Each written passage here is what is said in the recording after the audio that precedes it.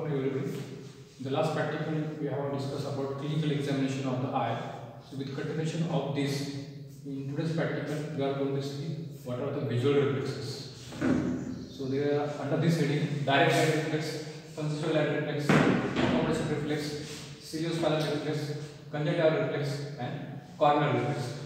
So, in this today's practical, we are going to discuss about all these reflexes. So, before starting with the exact reflexes, let us see what are the anatomical part weak, or what are the nerve connection, atomic nerve connection required for today's practical. You know that in pupil, this is a supposed pupil, it is surrounded by two types of muscle. One is called as circular, that is also called as constrictor pupil, and other are called as it is radiating, and this is called as dilator pupil. Okay, so this constrictor pupil and the dilator pupil. So this pupil, this muscle is supplied by autonomic nerve. Okay, now you know what is by components of the autonomic nervous system. That is sympathetic and parasympathetic. Okay, that is cranial sacral. The nerve which arises from the cranium and sacrum, that is called as cranial sacral. That is a parasympathetic. Okay, and thoracolumbar vertebra, the nerve arising from thoracolumbar, that is called as sympathetic nervous system. Autonomic nervous system having two components, that is called as preganglionic, that is before ganglia, and ganglia after that, is called as postganglionic. Okay, so preganglionic, ganglion, and postganglionic, these are the components of the autonomic nervous system. Okay, so let us start with these reflexes. First is direct light reflex. I will demonstrate this afterwards. First of all, let us see what is direct light reflex. So when you throw light from the lateral side or into the eye, maybe right eye or left eye, there is a constriction of pupil of the same eye, that is called as direct light reflex. Okay, while consensual light reflex is nothing but when you throw the light in the right eye, there is a constriction of the pupil of opposite eye, that is left eye, and vice versa. Okay, that is called as consensual light reflex. Now, what is the pathway for this direct light reflex and consensual light reflex? That is called as visual pathway. You have to also draw this diagram of visual pathway. Now, let us start with the, suppose this is right eye, this is the left eye. Okay, then you know what is my optic tract and optic nerve. So this is the optic nerve, right optic nerve. This is the left optic nerve. It having a nasal fibers, and it having a temporal fibers. Both the nasal fibers cross, that is called as optic chiasm. Okay, then optic tract, right optic tract, left optic tract. Then afterwards, when the optic tract enter into the, this is the midbrain, this view one is called as midbrain. It having two nucleus, pretectal nucleus and the Edinger-Westphal nucleus. Okay, EDW is Edinger-Westphal nucleus, and this is a pretectal nucleus.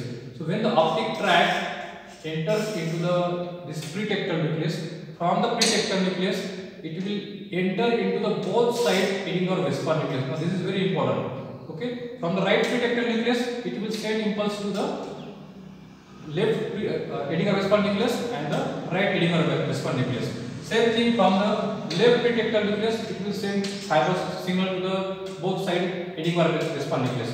But from here, Edinger-Westphal nucleus from both sides, it will enter into the ciliary ganglion. Now this is called as preganglionic fiber. Okay, and from the ciliary ganglion, postganglionic fiber via short ciliary nerve, it will supplies to the constrictor pupillary muscles. Okay, so this is a constrictor pupillary muscle, and it causes the constriction of pupil.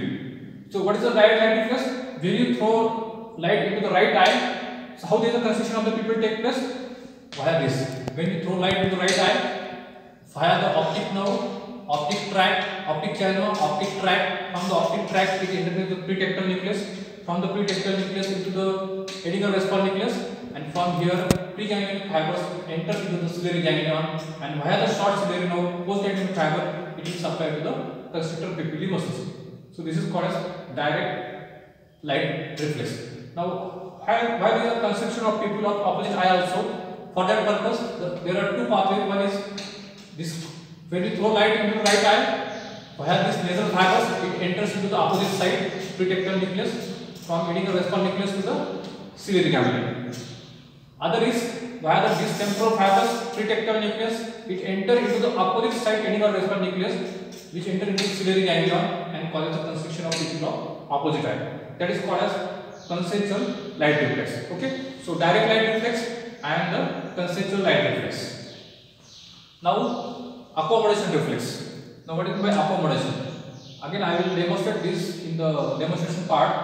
I will examine the accommodation reflex. For that purpose, the pathway for the accommodation reflex is same, except the when optic tract, this is optic tract, instead of going into pretectal nucleus, it will enter into the lateral geniculate body. Okay, so for the accommodation reflex, optic nerve, optic chiasma, optic tract, then lateral geniculate body. Then now this is called as optic radiation. Okay, so from the lateral geniculate body, the optic radiation, the fibers which are arising from the lateral geniculate body enter into the visual cortex, area number 17, 18, 19. Okay, so that is called as optic radiation. From the visual cortex, that fibers enter into the heading or vespal nucleus. Okay, and then pathway is same for the direct and light reflex. That is from the heading or vespal nucleus, it enter into the ciliary ganglion. From here, short ciliary nerve to the constrictor pupillary muscle, that is called constriction of the pupil. Okay, so what are the response for accommodation? Accommodation is nothing but the you ask the person to sit comfortably and look at a distant object. When you place your finger at a distance of 6 inch or 15 centimeter, ask the person to look at that finger. Okay, so there is a convergence of the eyeball because of constriction of the medial rectus and constriction of pupil via this pathway. Okay, that is called as accommodation reflex. Now ciliospinal reflex. Now this is the pathway for the ciliospinal reflex is when you pinch at the nape of the neck. That is nothing but the corresponding diameter of the C3 C4. So when you pinch at the nape of the neck, that means we will stimulate the diameter of the C3 C4. Okay, and from that it will enter into the impulses carried to the C8 and T1 vertebra. Okay, then cervical sympathetic chain.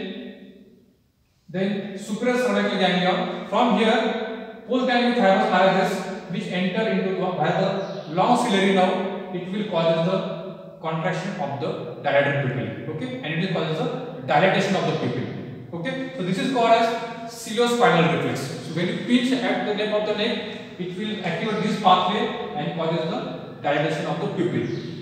Now conjunctival and corneal reflex. We already learned this in the clinical examination of the eye. Conjunctival and corneal reflex.